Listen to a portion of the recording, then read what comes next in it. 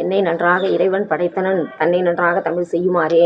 எழுத்தும் தெய்வம் எழுதுகோலும் தெய்வம் என்ற மகாகவி பாரதியாரை வணங்கி அறத்தான் வருவதே இன்பம் என்று ஓங்கி உரைத்த தெய்வப்புலவர் திருவள்ளுவரை வணங்கி எனது உரையை துவங்குகின்றேன். அனைவருக்கும் வணக்கம். நாம் இன்று சிந்திக்கவிருப்பது தமிழ் இலக்கியங்களில் இசைக்கருவிகள். தமிழர்களின் வாழ்வியலில் இசையை தனியாக பிரித்து பார்க்க முடியாத அளவுக்கு ஒன்றிணைந்துள்ளது. தமிழரின் வாழ்வு பிறப்பு முதல் இறப்பு வரை இசையோடு ஒன்றியிருக்கின்றது. இசையின் அருமையும் பெருமையும் அறிந்த தமிழர் முத்தமிழில் நடுநாயகமாக அதனை வைத்து சிறப்பித்தார்கள். மனிதன் தனது உணர்ச்சிகளை வெளிப்படுத்திய ஒரு கருவிதான் இசை. சங்ககால மக்கள் இசையின் நுட்பமான புலமையை பெற்றிருந்தனர். வேட்டை சமூகம் சிறு சிறு குழுக்களாக வேட்டையாட செல்லும் பொழுது தகவல் பரிமாற்றத்திற்காக இறந்த விலங்குகளின் கொம்பு மற்றும் மூங்கில் போன்றவற்றை துளையிட்டு சத்தத்தை எழுப்பினர். தொடக்கத்தில் தற்காப்புக்காகவும் தகவல் பரிமாற்றத்திற்காகவும் பயன்பட்ட இசைக்கருவிகள் நாளடைவில் பிறரை மகிழ்விக்க பயன்படலாயிற்று.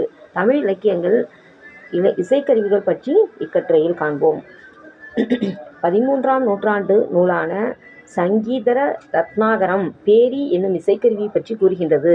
65 சென்டிமீட்டர் நீளமும் 25 சென்டிமீட்டர் குறுக்களவும் கொண்டு செம்பாலான இக்கருவி ஒரு பக்கம் கையாலும் ஒரு பக்கம் கம்பாலும் அடிக்கப்படும்.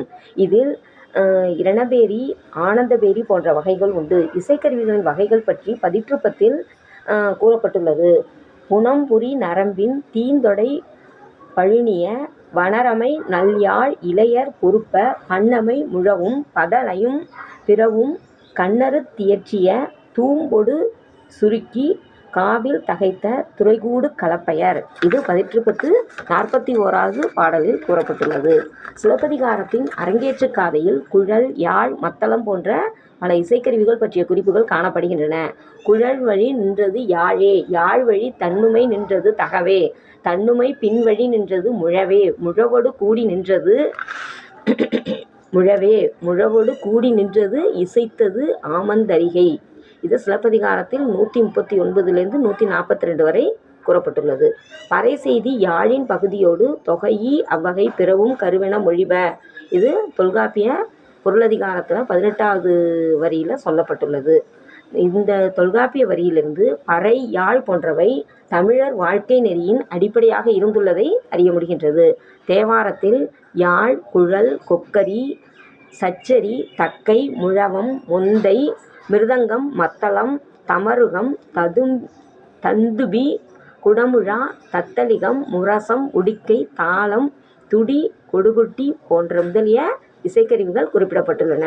பேரிகை படகம் இடக்கை உடுக்கை சீர்மிகு மத்தளம் சல்லிகை கரடிகை திமிலை குடமுழா தக்கை கணப்பறை தமருகம் கண்ணுமை தாவில் தடாரி அந்தரி முழவொடு சந்திர வலயம் மொந்தை முரசே கண்விடு தூம்பு நிசாலம் துடும்பை சிறுவரை அடக்கம் மாசில் தகுநிச்சம் விரலேறு பாகம் தொக்க உபாங்கம் துடிபெறும் பறையென மிக்க நூலோர் விரிந்துரை திணறே.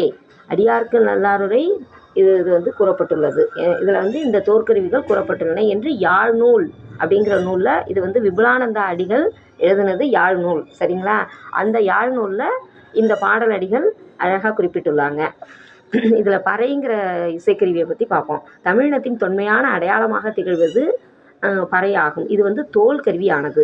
பறையானது இறந்த விலங்குகளின் தோலை பதப்படுத்தி செய்யப்படுகின்றது.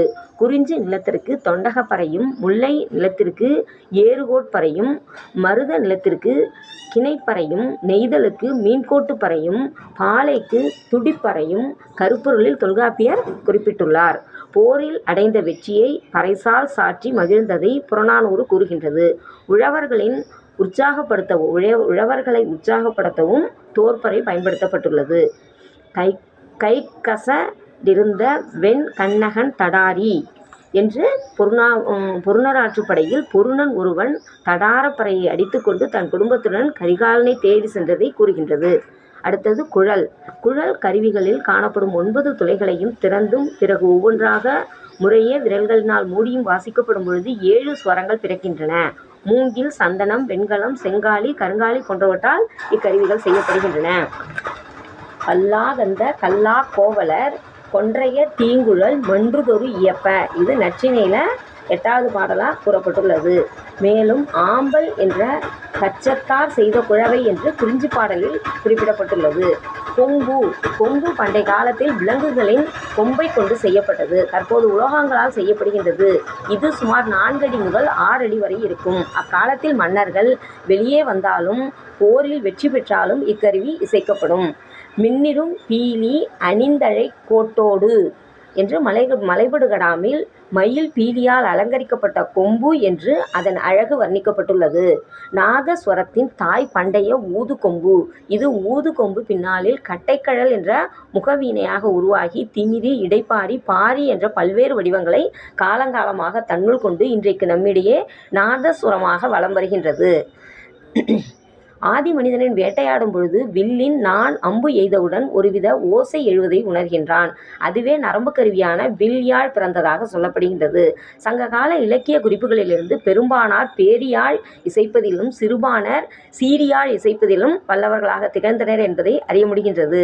அதுபோல சீவகன் ஏந்திய யாழ் கோடபதி, நரசிம்ம பல்லவன் பயின்றது பரிவாதினி யாழ், கச்சிப்பிழையாழ் கலைமகள் கைக்கொண்ட சிறப்புடையது அப்படின்னு சொல்லப்பட்டுள்ளது. காலத்தால் முற்பட்ட வில்யாழ் குறித்த செய்தி பெரும்பாணாற்றுப் படையில் இடம்பெற்றுள்ளது. புழல்கோட்டு தொடுத்த மரல்புரி நரம்பின் வில்யாழ் இசைக்கும் விரலெறி குறிஞ்சி. இது பெரும்பாணாற்றுப் படையில் 180லேருந்து 182வது வரிகளில் குறிப்பிடப்பட்டுள்ளது.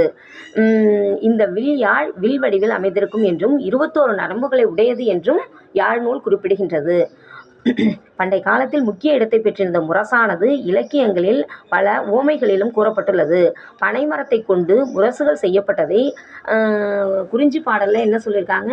மாகால் எடுத்த முன்னீர் போல முழங்கும் இசைநன் பனை அரைவனர் நுவல. மேலும் இன்னிசை முரசும் இடைப்புலத்து ஒழிய என முரசின் இசையும் மதுரை காஞ்சியில் கூறப்பட்டுள்ளது. மன்னர்கள் காலத்தில் இருந்த முரசில் வீர முரசு, தியாக முரசு, நியாய முரசு என்று பல வகைகள் உண்டு. தூம்பு என்ற இசைக்கருவியானது யானையின் தும்பிக்கையின் துளை போன்று செய்யப்பட்டிருக்கும். தூம்பு இசைப்பவர்களை பல்லிய கோடியர் புரளவன் பேரிசை என்று சிறுபாணாற்றுப்படையில் 125 கோடியர் என்று அழைக்கப்பட்டுள்ளது. இதை கழைவளர் தூம்பின் கண்ணியம் இமிர என்று மலைபடுகடாம் விவரிக்கின்றது. இக்கருவியே பிற்காலத்தில் தம்பூரா என்றானது. பழங்காலத்தில் பயன்படுத்திய பல இசைக்கருவிகள் பாதுகாக்கப்படாமலும் அதற்குரிய அங்கீகாரமின்மையாலும் அழியும் நிலையில் காணப்படுகின்றது. புல்லாங்குழல், பறை, கொம்பு, மத்தளம், உறுமி, உடுக்கை, நாதஸ்வரம் போன்றவை தமிழர்களின் தொன்மையையும் சிறப்பையும் பறைசாற்றுவதாக விளங்குகின்றன. தமிழர்களின் பண்பாட்டை உலகுக்கு உணர்த்தும் நமது மரபு சார்ந்த இசைக்கருவிகளை இசைக்கும் இசைக்கலைஞர்களை பொருளாதார அடிப்படையில் நலிவடையாமல் ஆக்கமும் ஊக்கமும் அளிக்க வேண்டியது நமது அரசின் கடமையாகும், நமது அனைவரின் கடமையுமாகும். இசைக்கருவிகளையும் இசைக்கலைஞர்களையும் பாதுகாப்போம், போற்றுவோம். நன்றி, வணக்கம். வாய்ப்பளித்தமைக்கு மிக்க நன்றி.